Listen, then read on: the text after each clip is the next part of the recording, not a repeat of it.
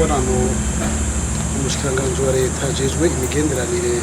hagati y'igihugu ca Repubulika Iharanira Demokarasi ya Kongo n'ayandi makungu yari yaje nk'intumwa idasanzwe yazanye ubutumwa budasanzwe muri ca Repubulika Iharanira Demokarasi ya Kongo. Muri ubwo butumwa harimo ubwa mbere icifuzo c'ico gihugu co gutsimbataza imigenderanire isanzwe hagati ya ico gihugu n'u Burundi, imigenderanire yifashe neza muri iki gihe ariko bifuza ko yomera neza gusumba. Harimo kandi n'ubutumwa bwo guhoza abarundi baheruka kubura umukuru w'igihugu n'icyo Petero Nkurunziza, kandi bagaheza bakifuza yuko inama igihugu ca Kongo kimaze iminsi kigerageza gutunganya hagati y'ico gihugu n'ibihugu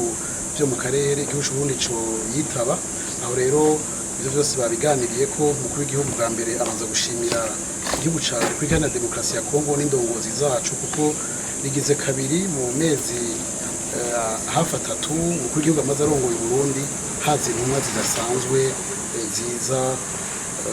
gutsimbataza imigenderanire hagati y'Uburundi n'ayandi makungu. Bijanye n'inama umukuru w'igihugu avuga yuko